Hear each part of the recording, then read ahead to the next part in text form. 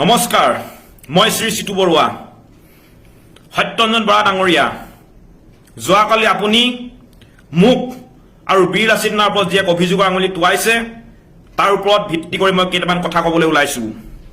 প্ৰথমতে কৈলো আপুনিও এজন অসমীয়া মইও এজন অসমীয়া কিন্তু আপোনাৰ আৰু মোৰ মাজত পাৰ্থক্য কি বুলি সুধিলে আমি ক'ব লাগিব এটা কথাই যে আপুনি ঘৰত থাকক বা ঘৰৰ পৰা ওলাই যাওঁতেই অনবৰতে গাত গেৰুৱা বসন পৰিধান কৰি থাকে আৰু মই ঘৰত থকা অৱস্থাত বা ঘৰৰ পৰা ওলাই যোৱা অৱস্থাটো ডিঙিত অসমীয়াৰ যি স্বাভিমানৰ এই গামোচাখন মই লগত লৈ ফুৰো এই গামোচাখনে হৈছে মোৰ বাবে সাহস মোৰ বাবে আশীৰ্বাদ গতিকে আপোনাৰ আৰু মোৰ মাজত পাৰ্থক্য সিমানেই এতিয়া মূল বিষয়টো লৈ যে আপুনি কৈছে যে যোৱা 22 তাৰিখে আপুনি যেতিয়া শিৱসাগৰলৈ আহিছিল তেতিয়া আমি ভীতিগ্ৰস্ত হৈছিলো আমি হেনো ভয় খাইছিলো হয় আমি ভীতিগ্ৰস্ত হৈছিলো আমি ভয় খাইছিলো কাৰণ আপোনাৰ দৰে এজন অসুৰে যেতিয়া শিৱসাগৰত প্ৰৱেশ কৰে তেতিয়া আমাৰ দৰে সাধাৰণ নাগৰিকে ভয় খোৱাটো স্বাভাৱিক কথা কিন্তু আপোনাৰ দৰে এজন অসুৰে শিৱসাগৰত কোনো ধৰণৰ তাণ্ডৱ চলাব নোৱাৰিলে আৰু আমাৰ গণতান্ত্ৰিক আন্দোলনক গণতান্ত্ৰিক প্ৰতিৰোধক আপুনি হেও মানি আপোনাৰ দৰে ভণ্ড ধৰ্ম প্ৰচাৰকে পলাই যাবলৈ বাধ্য হ'ল দ্বিতীয়তে আপুনি কৈছে যে নামনি অসমৰ দৰে উজনি অসমত অৰ্থাৎ শিৱসাগৰতো ইছলামিক আগ্ৰাসন হৈছে এতিয়া মোৰ সন্দেহ হৈছে যে প্ৰকৃততে আপুনি মেট্ৰিকত হয়তো নকল কৰি পাছ কৰিছে কাৰণ আপোনাৰ বুৰঞ্জী কোনো জ্ঞান নাই আপুনি জনাটো দৰকাৰ যে শিৱসাগৰত যিসকল ইছলামধৰ্মী লোক আছে তেওঁলোক আপোনালোকৰ বিজেপি দলৰ বিধায়ক শিলাদিত্য দেৱৰ দৰে কালি পৰহি কিন্তু অসমলৈ অহা নহয় তেওঁলোক ৰজাৰ দিনৰ পৰা অসমত প্ৰতিষ্ঠিত আৰু ৰজাৰ দিনৰ পৰা ইয়াত আছে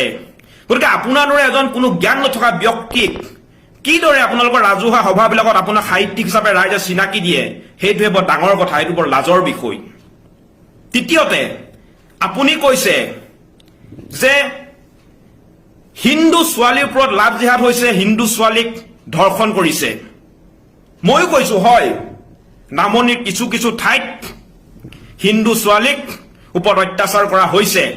বা ছোৱালীৰ ওপৰতো অত্যাচাৰ কৰা হৈছে কিন্তু মই আপোনাক ক'ব বিচাৰিছো যে আজি দুদিনমানৰ আগতে মাজুলীৰ এজনী হিন্দু ছোৱালীক এজন মুছলমান যুৱকৰ লগত সহবাস কৰিবলৈ ফেচবুকত ৰাজহুৱাভাৱে যে আপুনি প্ৰকাশ কৰিছিলে সেয়া আপোনাৰ কেনেধৰণৰ নাৰীৰ প্ৰতি থকা সন্মান সেয়া আপোনাৰ কেনেধৰণৰ নাৰীৰ প্ৰতি থকা সন্মান গতিকে আপোনাৰ দৰে ভণ্ড নেতাৰ মুখত নাৰী সুৰক্ষা কথা শোভা নেপায় আৰু ময়ো কৈছো যে বৰ্তমান অসমত নাৰী অসুৰক্ষিত কিন্তু নাৰীক সুৰক্ষা দিয়া দায়িত্ব কাৰ চৰকাৰ আপোনালোকৰ প্ৰশাসন আপোনালোকৰ তেতিয়াহ'লে এগৰাকী নাৰীক আপোনালোকে কি কাৰণে সুৰক্ষা দিব পৰা নাই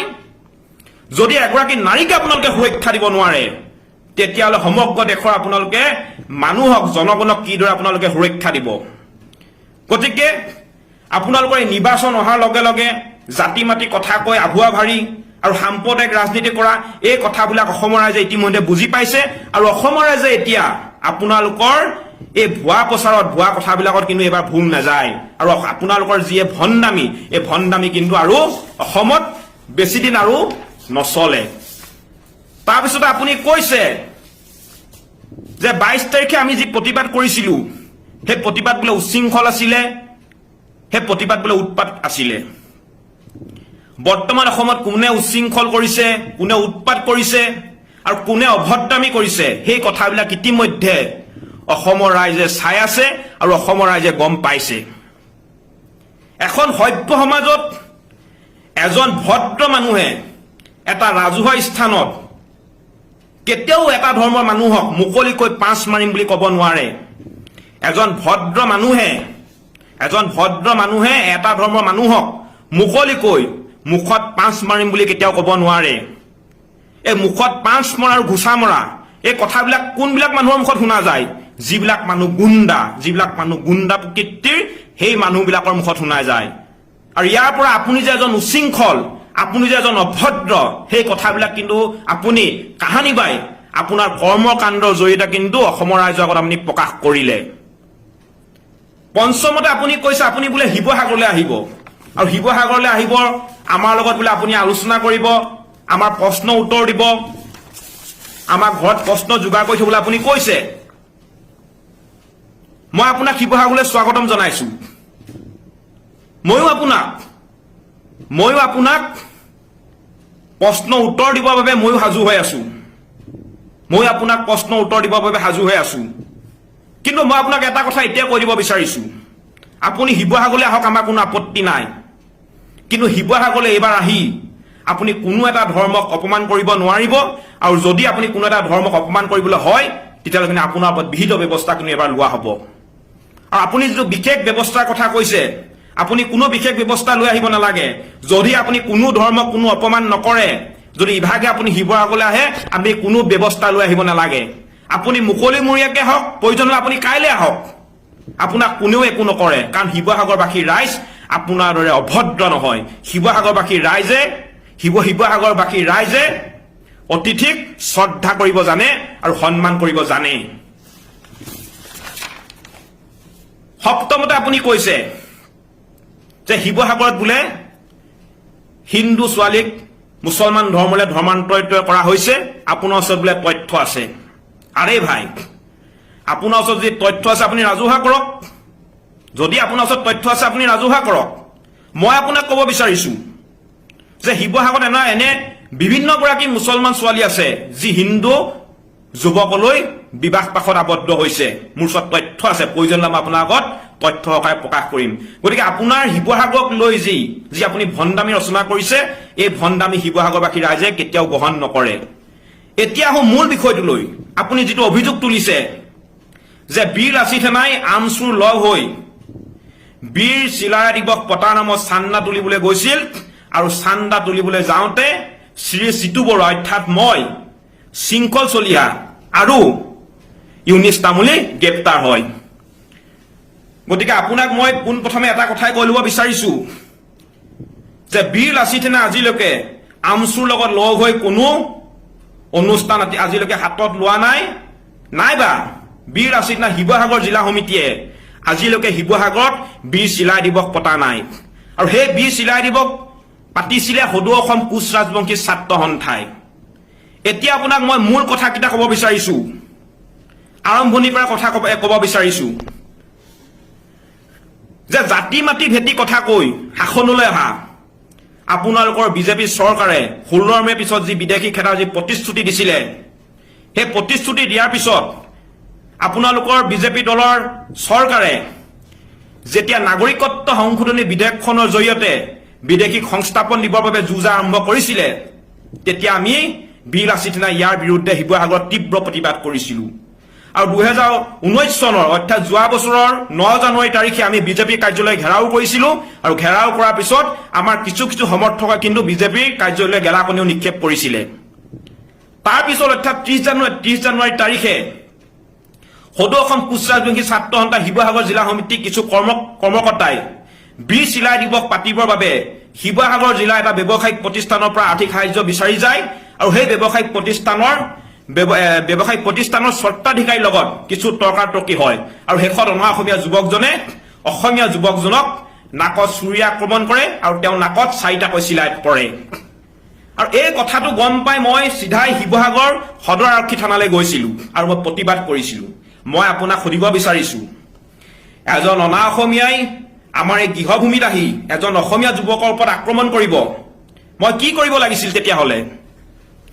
মই কি নুপুংখকৰ দৰে ঘৰলৈ উভতি আহিব লাগিছিল আৰু ফেচবুক লাইভ কৰি আপোনাৰ দৰে ফটা লেকচাৰ মাৰিব লাগিছিল নেকি মই কি কৰিব লাগিছিল তেতিয়াহ'লে নুপুংখকৰ দৰে ঘৰলৈ উভতি আহিব লাগিছিল নেকি আৰু মই ইয়াৰ প্ৰতিবাদ কৰিছিলো আৰু ময়ে নহয় শিৱসাগৰ জিলা বিভিন্ন জাতীয় দল সংগঠনৰ লগতে শিৱসাগৰবাসী ৰাইজে আমি দলমুখ চাৰিআলি পথ অৱৰোধ কৰিছিলো ৰাতি প্ৰায় 9 বজালৈকে আৰু শেষত শিৱসাগৰ জিলা উপায়ুক্তৰ অনুৰোধ মৰ্মে আমি পথ অৱৰোধ কাৰ্যসূচী আমি উঠাই লৈছিলো যিহেতু সেই মুহূৰ্তত সেই দুখী ব্যক্তিজনক শিৱসাগৰ জিলা আৰক্ষীয়ে গ্ৰেপ্তাৰ কৰিছিলে সেইটো কথা সীমান্তে সমাপ্ত তাৰ পিছত অৰ্থাৎ 31 জানুৱাৰী তাৰিখে শিৱসাগৰ নগৰৰ হিন্দু ধৰ্ম সভা নামঘৰত RSSৰ কিছু কৰ্মীয়ে উগ্ৰ সাম্প্ৰদায়িক মন্তব্য প্ৰদান কৰা আমি খবৰ পাওঁ আৰু খবৰ পাই মই আৰু মোৰ কিছু সতীৰ্থই হিন্দু ধৰ্ম আমাৰ নামঘৰৰ সন্মুখত আমি প্ৰতিবাদ কৰোঁ আৰু প্ৰতিবাদ কৰাৰ বাবে শিৱসাগৰ জিলা আৰক্ষীয়ে আমাক গ্ৰেপ্তাৰ কৰি দিনৰ দিনটো আমাৰ থানাত ৰাখি থয় তাৰপিছত সন্ধিয়ালৈ আমাক মুকলি কৰি দিয়ে এইখিনি কথা ইমানতে সমাপ্ত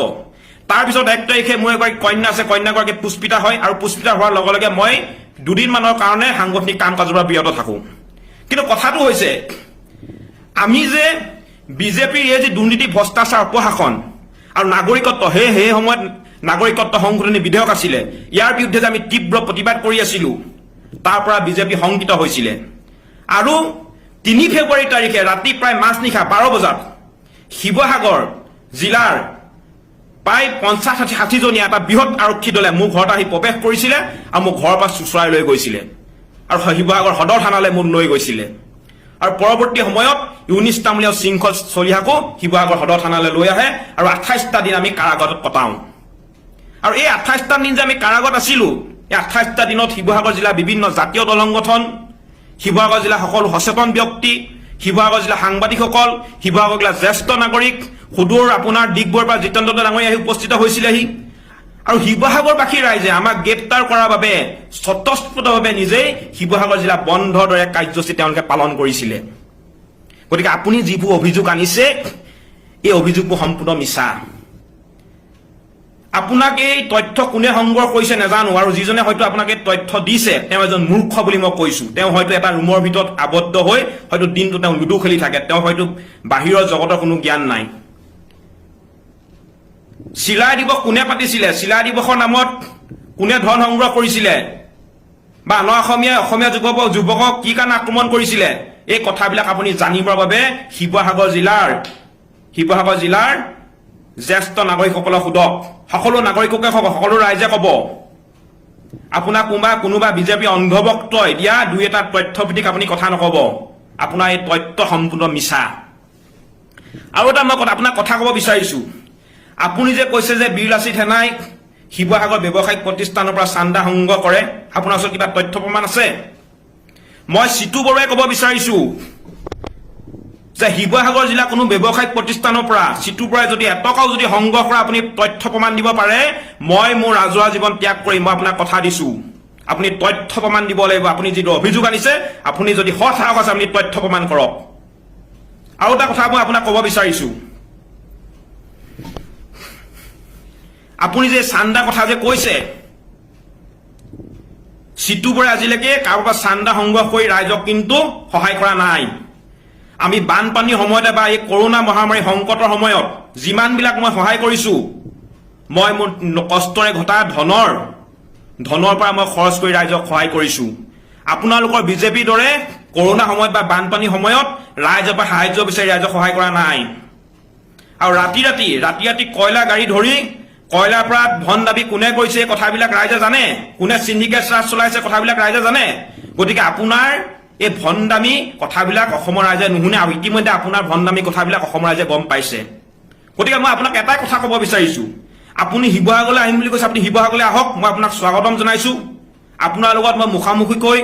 মই আপোনাক প্ৰশ্ন সুধিম আপুনি মোক প্ৰশ্ন সুধিব মুখামুখিকৈ উত্তৰ দিম সকলো শিৱসাগৰবাসী ৰাইজে চাব গতিকে আপুনি ফেচবুক লাইভ কৰি ফটা লেকচাৰ মাৰি নাথাকিব যদি সৎসাহস আছে শিৱসাগৰলৈ আহক